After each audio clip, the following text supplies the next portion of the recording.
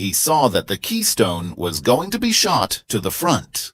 He didn't have time to think. Fenliolu took out a pencil in his backpack. He immediately drew a sword on the wall. This keystone is also like the rice of the mouse sword. He bent a curved middle sword handle, a sword that can be bent. Is this reasonable? Anyway, Fenliolu thought it was reasonable. He didn't have time to breathe. He saw that the second round of bow and arrow was coming. Fenliolu ran. There was a horse on the keystone. He used his tail to hold the keystone. He threw it to the stone board. He stepped on the bow and escaped from the curtain. The big nose heard the movement and opened the switch. He saw the curtain and didn't see Fen Hongbao.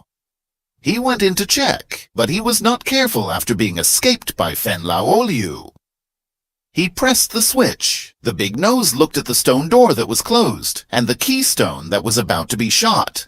He let go of his hands. Fen Hongbao heard the scream. He pulled the switch back for no reason. After the door was opened, the big nose walked out with a full body of keystone.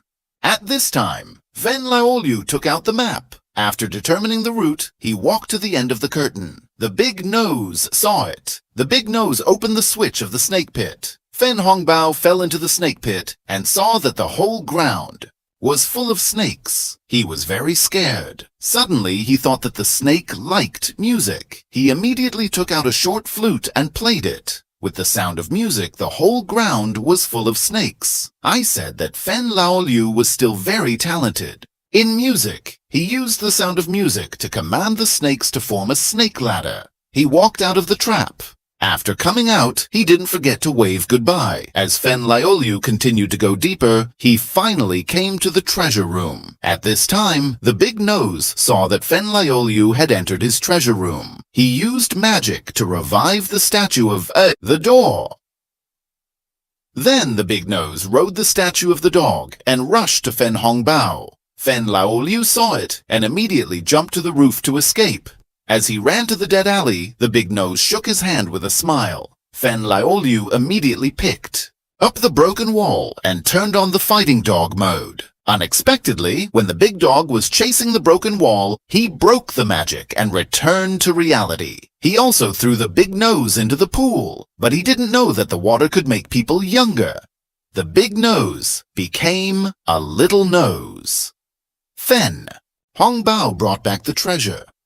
He also brought out the little nose. In this museum-like place, the cultural relics inside are all private collections of Mr. Bai. Our protagonist, Pink Panther, is the cultural relic repairman here. Of course, there is also Mr. Bai's pet Sunset. Pink Panther is also a cat hole.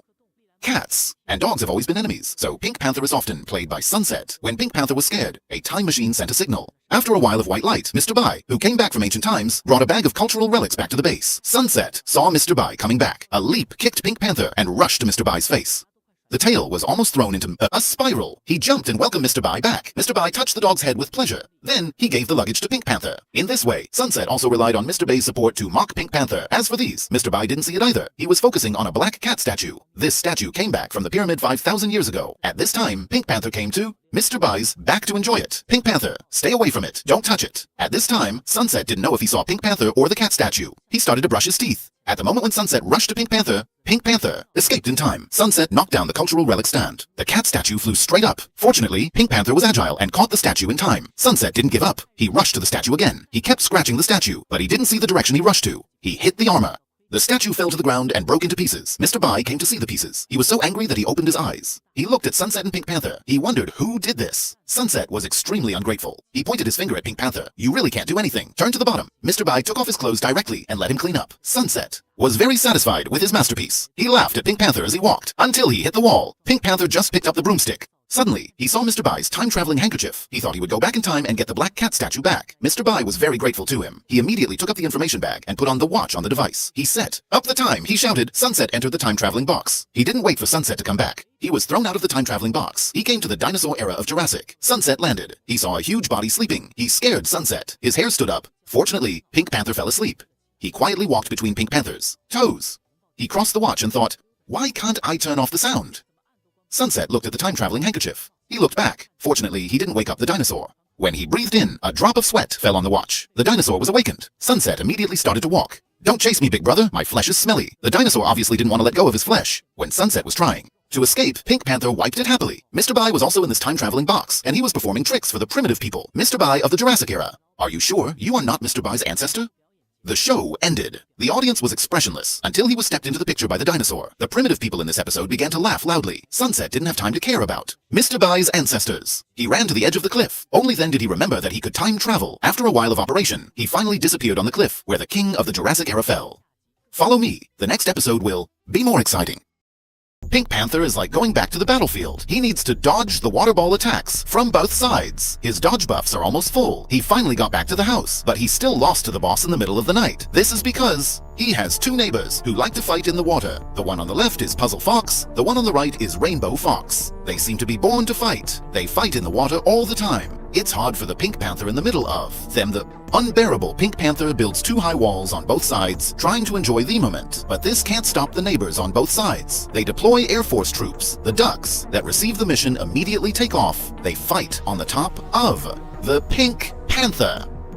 The Pink Panther on the road sees this. He immediately takes out his mobile phone to order machine ducks, trying to lure the ducks in the air with the beauty trick. The express arrives in less than 2 seconds. The Pink Panther hasn't had time to take out the machine duck. The water ball keeps falling from the sky until the machine duck flies into the air. The wild ducks in the fight are all attracted at the same time. The Pink Panther, who thought he solved the problem, hasn't had time to be happy. He was hit by a water ball. It turns out that the two sides are fighting for the machine duck's right to reserve in the confusion. The machine duck was hit by the water ball, causing the power line to short circuit, flying around in a hurry, falling down, even knocked down the high wall. All the flight troops on both sides disbanded. The 8th Lake and the Luosai Lake are not idle. The two immediately fight. The Pink Panther has such a neighbor, it's also helpless this time.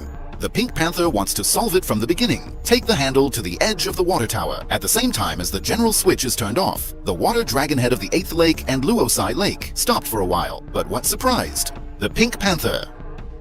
The two sides actually used grape juice and sauce to fill the water ball. I said, you can't do this because I haven't played like this. The Pink Panther hiding at home didn't escape the fate of being smashed. The two actually transferred the battlefield to Fen Lioliu's house. The leisurely Fen Lioliu made lunch, came to the living room, and just wanted to eat. The food was smashed by the water ball, was also eaten by the Pink Panther. Looking at the two fighting, Fen Lioliu drew a pause. Looking at the two sides, the Pink Panther was angry and sprayed this pair of Yuanjia with a water pipe. Ask each other why they keep fighting. It turns out that the 8th Lake and the Luosai Lake, they both don't like each other's beard, think their own beard is the best. The Pink Panther, who understood their grudges, immediately ran to the bedroom.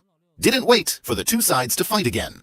Fen Lioliu brought a shaving knife and a bubble. Looking at this, the two of them were scared. After a loud scream, the beard of Bai Yi and Bai R was shaved off. Look at each other's bare chin, hugging each other. The two sides who solved the grudge left, but the game of water fighting, it will also continue to their children. Like to follow. Next episode is more exciting.